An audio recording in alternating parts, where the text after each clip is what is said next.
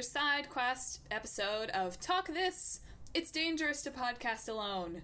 I'm one of your hosts, as usual, Madeline, and once again we're here with our bi-weekly mini-episodes where Emma and I each talk about 5 different topics for a minute each, alternating. So here we are with 10 new little mini discussions with you, and action! So in honor of Valentine's Day, I was thinking a lot about love in video games, and I couldn't think of a lot of very good examples of really nicely portrayed love outside of dating sim elements in games, but even that's a little bit weird for me. The Fire Emblems are a little bit weird for me, but that's something we can talk about later. But there's Alex in the Half-Life 2 game, and there's Elena in the Uncharted games, and a lot of JRPGs like Final Fantasy have some sort of epic romance, but I feel like those ones are not particularly backed up by anything, the JRPG ones. Sometimes it's just and they love each other because they're a boy and they're girl, It doesn't feel necessarily there's any sort of reason for it. So, if anyone knows any good portrayals of, love and relationships in video games, I'd love to hear about them. Romantic love, I guess, is what I'm thinking about, because I can think about plenty of just love generally in video games, but I couldn't think of any, strong relationships in them. So gaming is full of little struggles, just little things that make things just a little bit harder for you, and one of my biggest pet peeves is when I'm at a friend's house and I am playing a game on an unfamiliar console. I think we've all been there. I take it for granted that everyone knows what the PlayStation controller is like, and when I'm teaching someone a game to press the X button, that they know exactly where that is. That's something that's been burned into my brain back there in those recesses of things I could have actually used for, useful information. But there it is. I have the PlayStation controller memorized. But if you ask me to tell you about the buttons on an Xbox controller, I 100% would fail miserably. I understand that there's joysticks in roughly the same place and buttons in roughly the same place, but I don't know what they're called at all. And I don't understand really what the point of this is. What does it hurt companies to use a controller that is intelligible to everyone, to use the same symbols? I wish it was the same across platforms, because it would lead to a lot less gaming frustration on my part, and maybe I'd buy more games. What has always fascinated me as a video gamer, and someone who likes anime and manga, and as someone who was a costume designer in our high school theater department, what's always fascinated me is cosplay. Because there's so much love and time and effort that goes into these costumes that really always, the ones that at least bother to post theirs in stunning quality on the internet, come out beautifully. And they make them and they put them on and they go out to conventions with all these other people who wear cosplay. And it's just such a big subculture, I guess, of the community, and I think it's fascinating and just really impressive at the same time. I haven't even ever put very much effort into my Halloween costumes. The most effort I ever put was when I was a vampire last year, or 2 years ago or something, and I put nails with denture gum onto my teeth, which messed up once I tried to put my lipstick on afterwards. Not a good idea, let me tell you. Guys, when is the last time you've been excited to buy a game that's based on a movie, like a movie tie-in game? Why are they always so inessential?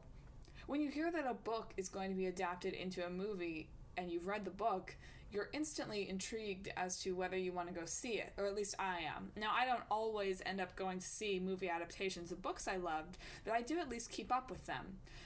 Why must the video game tie-ins for movies always be just so disappointing and boring? I feel like they don't ever really add anything to the story. They're just sort of extra game merch to make a quick buck.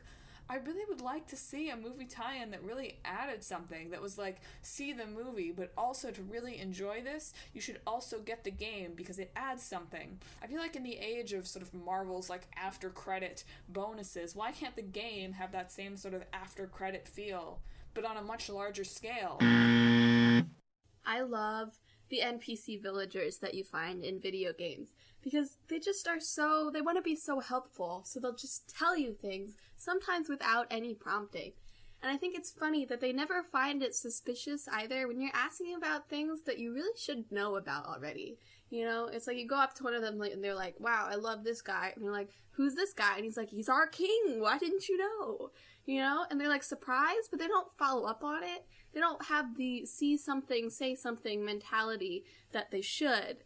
They don't think like, wow, he or she is really wandering around this place, like looking really suspicious, asking about things. Maybe I should report it to the police. But no, they gotta get back to like their berry harvesting or something, so don't have time for that. But anyway, I just love that the info dumps that they give you, and they're always so enthusiastic about it. They're like, this village is known for our wood. I'm like, great, I'm so happy to know that. Thank you so much. So as faithful listeners of Talk This know, I'm a theater major and an aspiring theater worker. And we've been talking a lot in my classes this week about the declining cachet of theater reviews, how professional reviewers don't really have that much sway anymore in what shows succeed and what shows fail. A review can't make or break a show. And I think it's fascinating to me that video games haven't really hit that point yet. I think that getting a really bad review in one of the major outlets still has a huge effect on a video game. I'm thinking of No Man's Sky, but maybe that was more of a sort of collective consensus that game was disappointing. But I think that reviewers still have a lot of power in the video game world, and I think that's something that's interesting as reviews are sort of on the decline in movies, in theater, in music. When are the video game reviewers going to lose sway? When is the power going to come all the way to the people? Let me know. I'm interested. So as someone who is not very good at shooters or first-person or third-person shooters or puzzle solving or anything really that besides the strategy games of Fire Emblem and button mashing games, I think that there needs to be a little bit more creativity done in the difficulty modes of video games. Like, I don't want to say that I played it on easy, right? Because I still want to challenge, I still want it to be difficult, but sometimes if I'm playing at normal or hard, it's just, I can't do it. Like, my fingers don't work that way, my brain doesn't work that way. So I feel like there should be more customizable options in the difficulty level, like you want a few less enemies, for instance, or you want a bit more ammo, or you want enemies to be lower levels, or, you know, just like a different variety of things, or a different way of phrasing it than just easy, medium, and hard. Like, a way that makes it seem more like your playing style versus you just suck, because that's demoralizing a little bit, you know? Folks, how exciting will it be when there are real history of video games classes being taught in schools? And I don't mean just for gaming majors or gaming minors like Emma, or even computer scientists who are learning about the programming of games. I mean real, serious, like alongside normal English curriculum video game history. Like, in September, we're going to read Huckleberry Finn, but in October, everyone go home and play Pong and read about Pong and play the original Legend of Zelda, and let's discuss. I think that as video games become more complex and story-driven, that there's going to be more of a scholarly reason to play them and analyze them.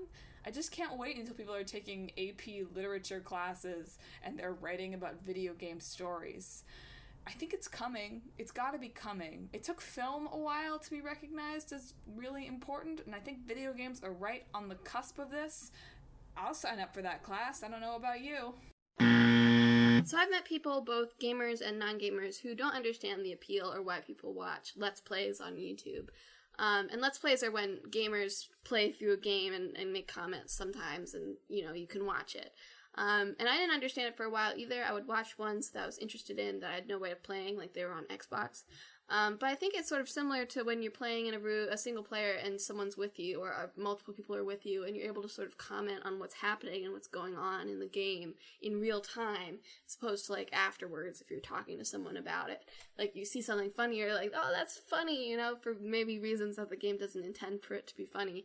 But it sort of makes that experience greater in a way, because you're sort of sharing what you're thinking in real time. And Let's Plays lets you do that and with a far greater audience, of being able to express your opinions about these games while also letting them experience these games with you when they might not have a way of getting to these games. So it's sort of a cooperative experience in a non-co-op world. So tomorrow is President's Day, and although I do not have the day off, unfortunately, and will be in class, it got me thinking about presidents in video games. We don't actually see a lot of them. I mean, there are plenty of fictional presidents, don't get me wrong, but where are the video games about actual presidents?